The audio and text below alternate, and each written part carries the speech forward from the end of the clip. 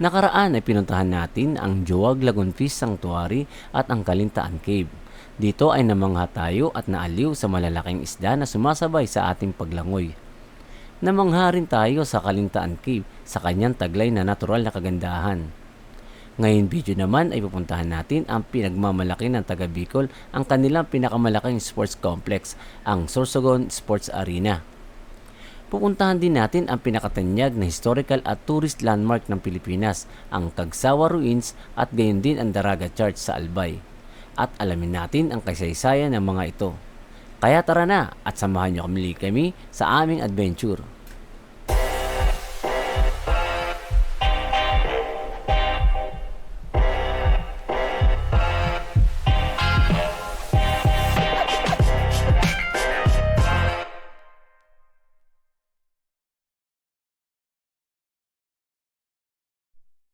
Okay, wala nang naiwan na gamit ha. Hintay lang natin sa number. So, alis na kami dito sa aming pinagparkingan. At kami diretso na sa Daraga Sport and Sorsogon Sport Arena, ang bagong arena dito sa Sorsogon. Thank you po. Sa ulitin, dito lang yan sa Villa Amanda. Okay. Pumunta Matlog para lang bumili ng delicacy dito, yung chicken. Ayan o, sa Crispy Chicken. Crispy King. Crispy King pala.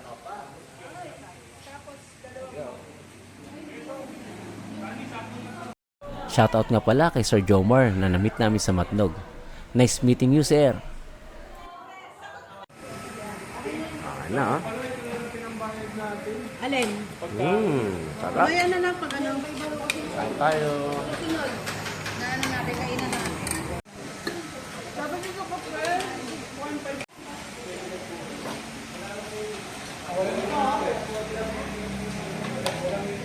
Ay, sorry.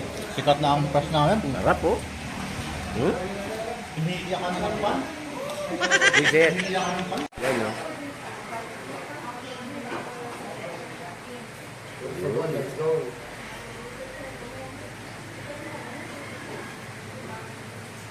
Dito tayo ngayon sa Sorsogon, guys.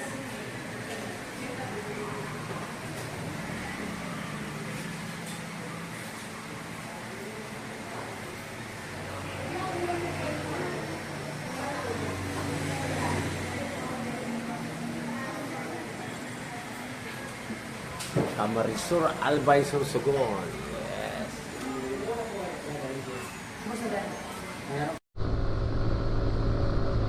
Kaya pumunta kami ngayon sa Sorsogon Sports Arena. So mayroon kami 59 kilometers. So about 1 hour and 5 minutes ang travel time. Okay, medyo maaraw na. So time check is 1:07 in the afternoon. Laki eh. Ganda oh.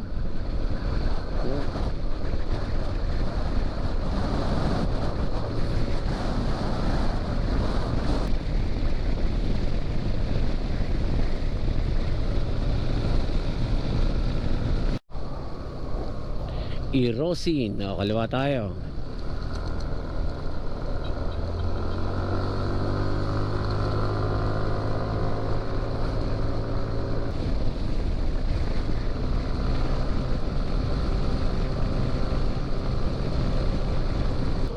Yan na tayo. So, 4 na minuto na lang or 1.6 kilometers bago natin makarating yung ano. Ayun, Sorsogon proper, Manila via Salvador Escudero, Diversion Road. So dito tayo sa diretso lang tayo. Kasi diretso tayo sa bagong Sorsogon Arena Sports Complex. SM yata yan eh. Di ba SM Sorsogon yan? SM nga oh. Yan yung si SM Sorsogon.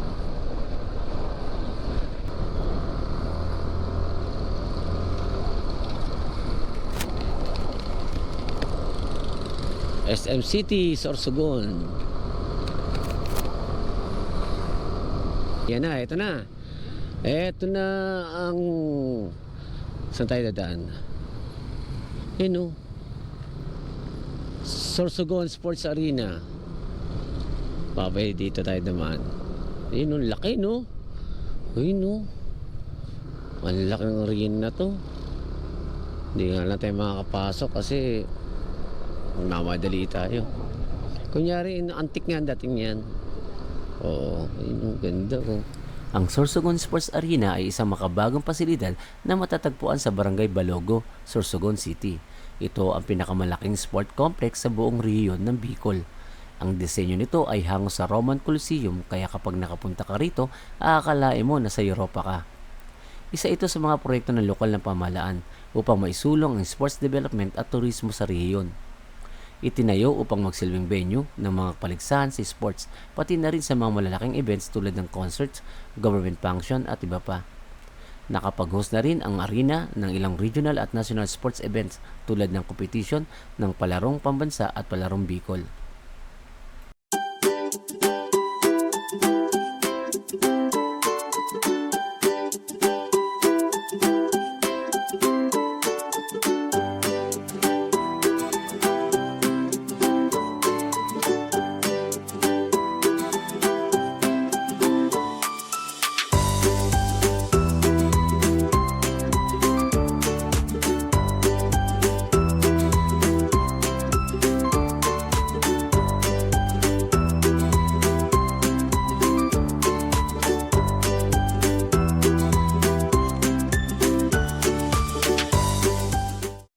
Destination ay Daraga Church. So 53 kilometers from here sa malapit sa Sorsogon Sport Arena. Pero kami 1 oras at 5 minuto travel time. Time check 2:30 in the afternoon.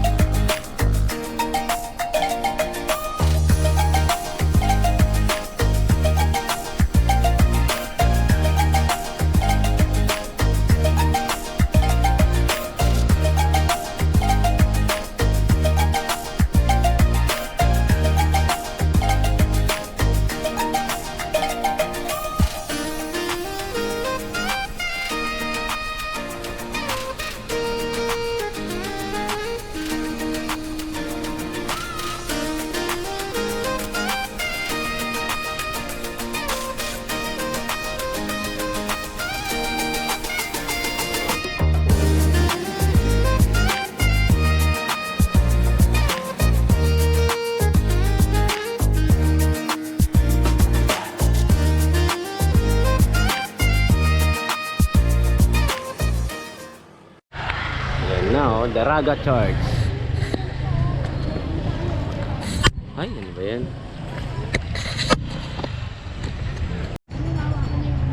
Yan, nandito na kami sa Daraga Church. Ito, ang ganda ang ganda ng Mayon Volcano. Oh, kitang kita dito pala. Yung tuklok-tok lang, marami ano, may mga may ulap. Pero ang ganda. Perfect ko, no? Yan o, ayan yung Daraga Charles. Ang ganda, oh. Hindi na siya dalaga. Hindi yung dalaga o dara? Oh, yeah, picture na agad. Picture tayo, picture, para ano.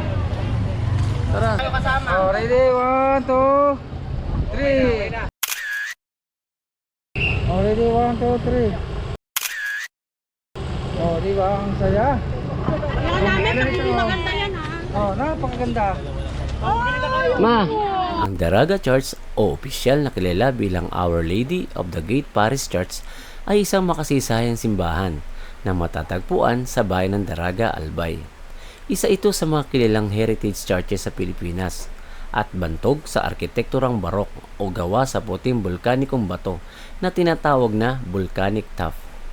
Itinayo ang simbahan noong 1773 ng mga paring Fransiskano matapos ang pagsabog ng bulkang Mayon na sumira sa orihinal na simbahan sa Kagsawa.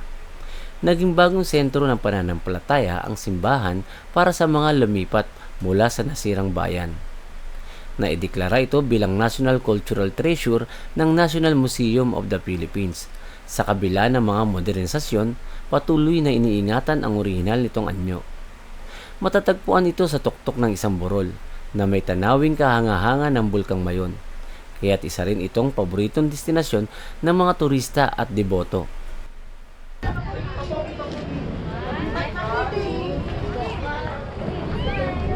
Nakakuha na kita dito. Against the light!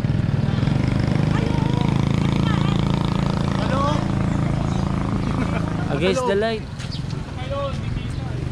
Saan ka bumili niyan? Saan ka bumili niyan? Yung press, oh. Daka mo ha, ako bibili. Press. Ah, Yogurt. Press na ito ng bigger press. Chili ice cream. chili yan? Oo. Wow, sarap naman yan. Kailangan matikman natin yan. Ang chili and cheese ice cream. Magkano yan, kuya? 25. Isa nga, kuya. Yan, titikman natin. Tawagin mo sila at para makakain lahat. Everyone pa pero mahal. Talaga. Itong popcorn niyo po, chili rin. Cheese lang. Ay, cheese lang. Dito tayo sa may chili. Yan. Pagbilang nga, kuya. Oo, isa-isa. Yung maangang ha. Gusto ko yung umuusok yung ano. Umuusok sa lamig. Sa lamig, hindi sa angang ha. Level 1 yun. Ano lang? Mic. Yan, no? Yan. Yan. Talaga dito kayo nakapesto, kuya? Matagal na? Oo, talaga. Oo. Yun, no? Mas pasensya ka na, dinagdagan sa akin. Ha? Ah. May video marami. Ay, siyempre. Yan si Richard, oo. Extra hot. Sarap. May pasit ka doon. Mas extra chili. Ano yung Lucky Me? Sarap, 25 lang. Maraming salamat, sir. Sarap. Yummy. Ice cream yan. Yummy, yummy. Ice cream yummy.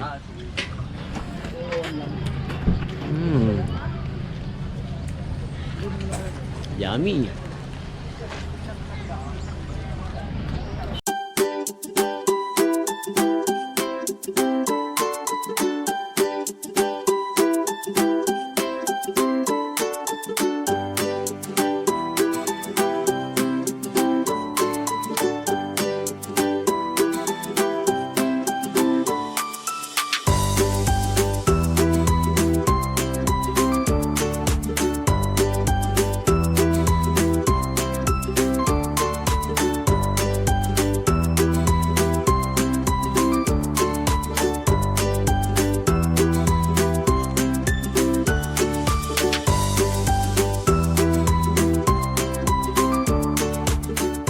Ganda, oh.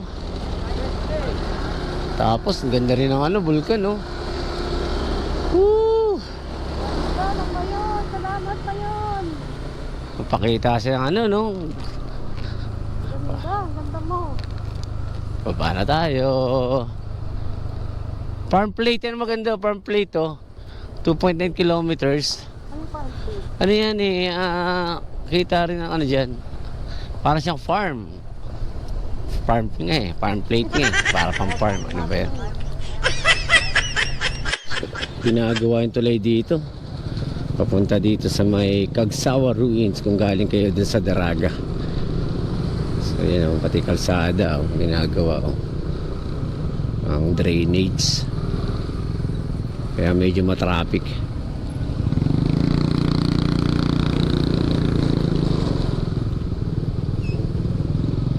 Yan, welcome to Kagsawa. Yan na, dito na kami sa Kagsawa Ruins. Yan o. May nakalagay naman ang Kagsawa dun eh.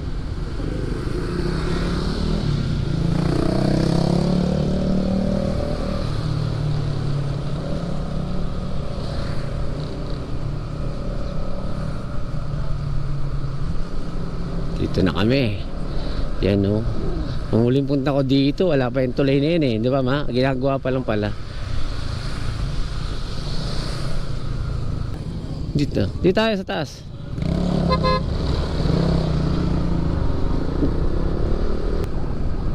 Hello. Ang ganda oh. Ang ganda ng ano oh. Di ba? Ang ganda ng bulkan. So mas malapit to kasi sa Daraga Church. Bakal pa kaya pa?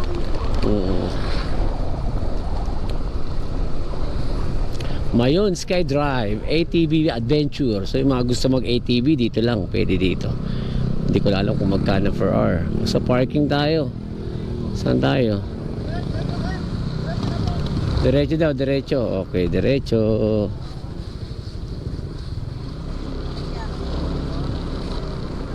So dito na tayo to. Dito tayo. Yun o. Ayun, dapat Sa kabilang side. Yan. Entrance oh. Ayun. Dito tayo, dito tayo. ano kami, walang motor pa, walo. Wa- Walang motor pa, walo. Walong motor, may mga angkas. Ako. Ako, 16 lahat, bali 16. 60. 16 katao. Okay. So yun oh. Yung ano oh. Yung ruins. Yung kampana ng simbahan. Yan.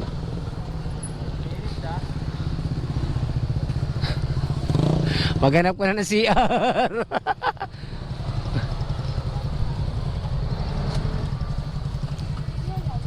Okay. Okay, dito na kami sa Kagsawa Ruins. Oh. Ano? Ang Kagsawa Ruins ay isa sa mga pinakatanyag na historical at tourist landmark sa Pilipinas, matatagpuan sa Daraga, Albay. Ang lugar ay labi ng simbahang itinayo noong ika-18 siglo ng mga paring Fransiskano. Nasira ito noong Pebrero 1, 1814 sa isang mapinsalang pagsabog ng Bulkang Mayon na siyang isa sa mga pinakaaktibong bulkan sa bansa. Sa trahedyang iyon, libu-libong tao ang nasawi. Karamihan ay naghanap ng masisilungan sa loob ng simbahan, ngunit hindi nakaligtas sa pagguho ng laba at tabo. Ang kampanaryo o ang bell tower ng simbahan ang tanging malaking bahagi na nanatiling nakatayo ngayon, at ito'y nagsisilbing paalala ng kasaysayan at kapangyarihan ng kalikasan. Ngayon, ang Kagsawa Ruins ay isang popular na destinasyon ng mga turista, lalo na dahil sa kamanghamanghang tanawin ng Bulkang Mayon sa likuran nito. Ano ma? Ayan o, ganda ng bulkan ano? Ang Mayong Volcano. May mga motor, dudumi na. Opo ma. Yan no, kay Saltolis, ganda ng motor niya. Atong Aprilia ng Sunny. Yan, Aerox, NMAX, Vice. At sa akin, ang ADV ni Sir, ni paring Oliver. At ang Kimco ni Joke. Yan, maganda. Pagkita mo yun.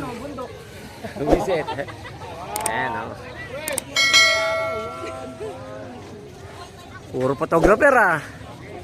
So, pwede na mag-drone. Doon, banda ron. Kasi dito kanina may tumama daw kanina dyan. So, pinagbawalan din sa area na to. Kaya, mag-drone tayo kasama si Sir Tolit doon sa banda ron. Okay? Ito na lang. Oo nga.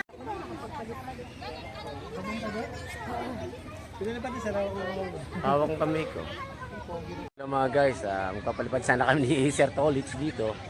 Ayan o, ng drone. Pero hindi pwede, bawal. Restricted eh. Kala namin ito pwede, doon lang bawal. Sabi sa akin pwede din sa tulo. Dito sana kami malapit sa panan ng drone, ng may volcano. Pero Ayun po, doon sa may nakalagay drone lang nakalagay ngayon. restricted Ilaw area ngayon. talaga. So unable to take off. So, wala kayong magawa kundi wala na, ginawa na lang namin hand carry yung aming drone.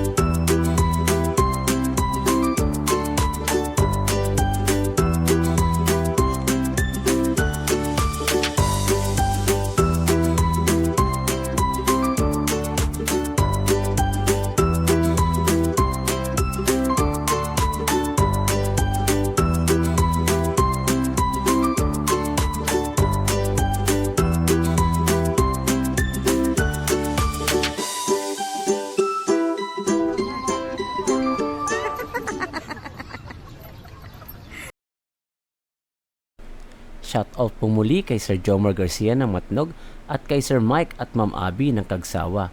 Maraming pong salamat sa inyong pagsuporta.